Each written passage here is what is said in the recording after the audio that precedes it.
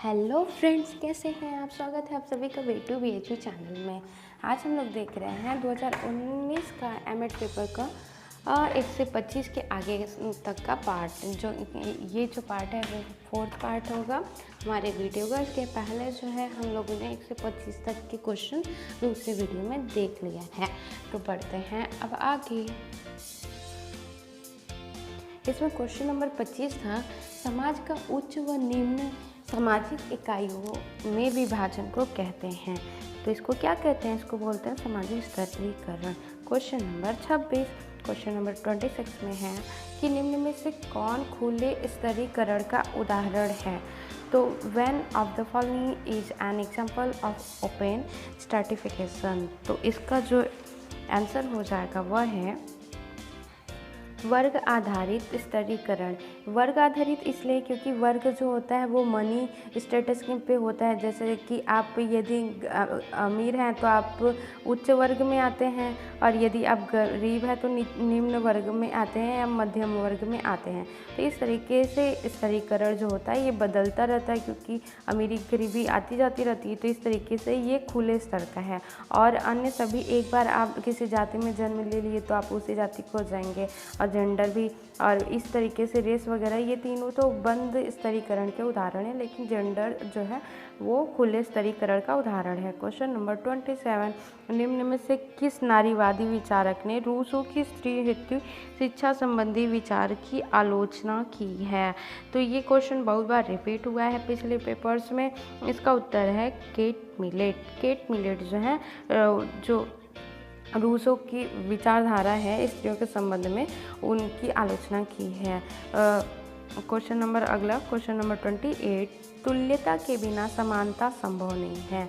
इस कथन का तात्पर्य है कि, इसका जो आंसर हो जाएगा वो हो जाएगा दूसरा।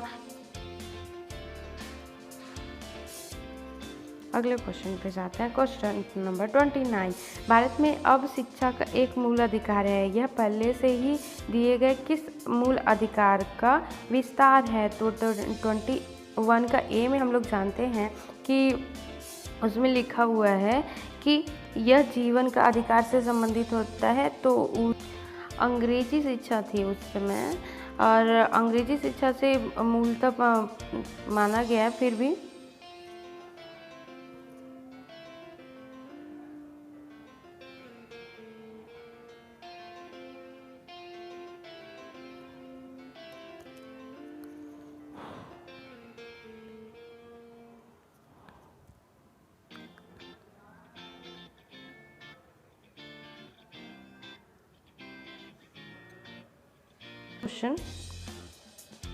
क्वेश्चन नंबर 31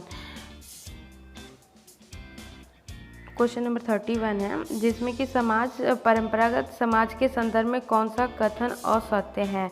तो इसमें जो असत्य होता है कि परंपरागत समाज में, कि वंशानुगत अधिकार का महत्व जो है वो असत्य है।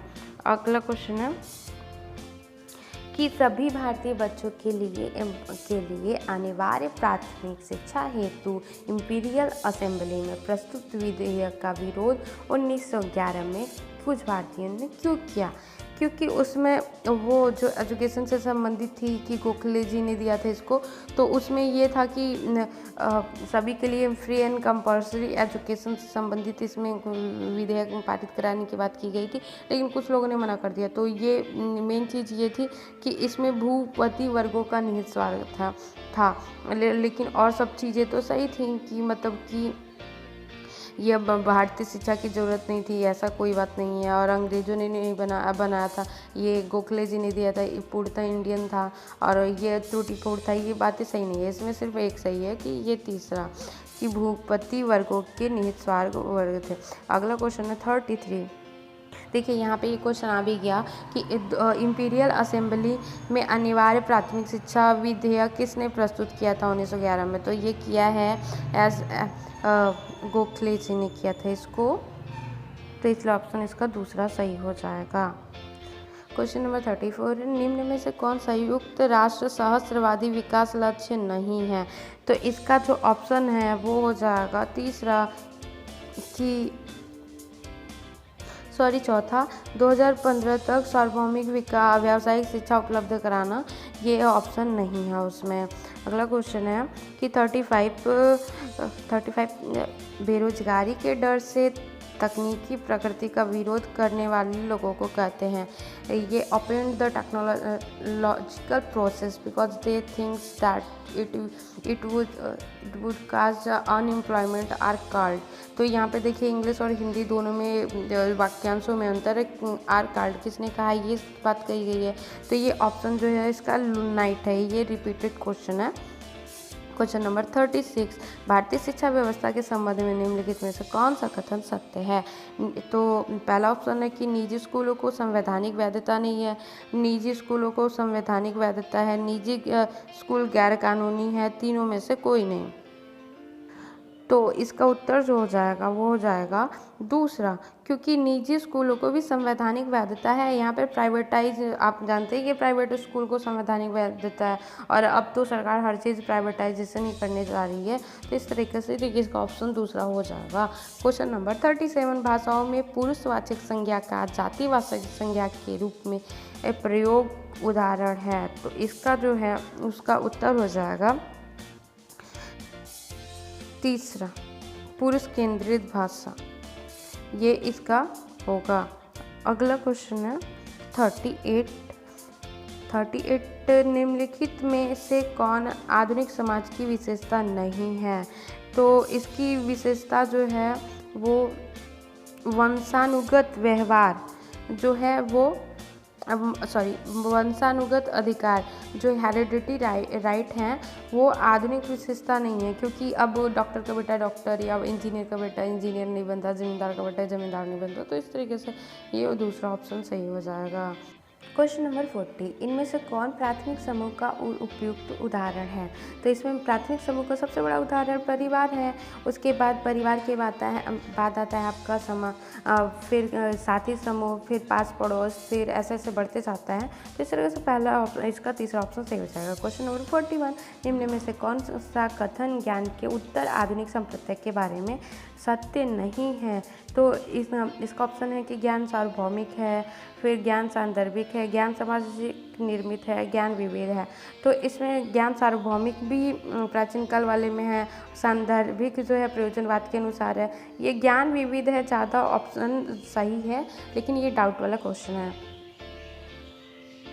अगला क्वेश्चन है कि 42 कि वैदिक काल में शिक्षा का उद्देश्य नहीं था। तो वैदिक काल में ऑप्शन है इसका धार्मिकता का विकास, करुणा का विकास, जाति प्रशिक्षण, सामाजिक उत्कृष्टता का विकास। तो इसमें जो है जाति प्रशिक्षण, उस समय जाति प्रशिक्षण नहीं दिया जाता था, लेकिन जाति के अनुसार शिक्षा दी जाती थी। ठीक, तो ये उसका उद्देश्य नहीं था। सामाजिक ये उसका उद्देश्य नहीं था। और जबकि सामाजिक उत्कृष्टता का विकास ये उसका उद्देश्य था कि समाज विकसित हो, आगे बढ़े। तो ये चीज़ें थी, लेकिन वैदिक काल में समाज को बढ़ाने की तो बात करती थी, जाति प्रशिक्षण उस समय दिया जाता था। ये तो बाद में उत्तर वैदिक काल में आया था कि जाति के अनुसार वो प्रशिक्षण दिया जाने लगा कि ये लोहार का भट्टा लोहार बनेगा, ऐसा कुछ भी। तो इस तरीके से पहले जाति जो है वंशानुक्रम न होकर के कार्य पर आधारित थी। तो इस तरीके से इसका ऑप्शन अधिकतम तीसरा है, मतलब निकटतम तीसरा है, बट श्योर नहीं है। क्वेश्चन नंबर 43, वैदिक काल में शिक्षा सत्र प्रारंभ होता था। तो ये बहुत रिपीटेड क्वेश्चन है। इसका जो आंसर हो जाएगा वो हो जाएगा अश्विन पूर्णिमा। चौथा ऑप्शन एकदम सही है। क्वेश्चन नंबर 44 कि पबज्जा संस्कार का अर्थ है। तो पबज्जा जो है हम लोग जानते हैं कि इसका ऑप्शन देख लेते हैं, गुरुकुल में प्रवेश, इसके लिए तो उपनयन किया जाता था। ये इसलिए ऑप्शन नहीं सही है। और ऊपर से ये वैदिक काल में गुरुकुल होते थे, तो ये कट गया। उपनयन संस्कार ये उसी को कहते हैं कि गुरुकुल में प्रवेश के समय जो संस्कार होता है वो है। अगला है कि यज्ञ संपादित करने वाला संस्कार, तो ये भी नहीं है। बौद्ध मठ में प्रयोग हेतु पबज्जा संस्कार होता था। इसमें छात्रों को गुरु के समीप ले जाया जाता था, तो गुरु से पूछता था कि आप किसके भिक्षु हो तो वो बोलता था भवतः भवतः भवतः 3 बार करके उसका प्रवेश कराया जाता था। अगला क्वेश्चन है कि 45 जाति वर्ण या लिंग के आधार के बजाय रुचि के आधार पर शिक्षा किस शिक्षा पद्धति द्वारा प्रतिपादित की गई थी। तो वैदिक काल में जो है बौद्ध शिक्षा में रुचि के आधार पर शिक्षा देने की बात की गई थी, क्योंकि बौद्ध काल में ही कई स्किल वगैरह की शिक्षा देने की स्टार्ट हो गई थी पद्धति। तो इसलिए ये बौद्ध शिक्षा होगी जो विहारों और मठों में दी जाती थी। अगला क्वेश्चन है 46 मुस्लिम काल में राष्ट्रीय भाषा क्या थी।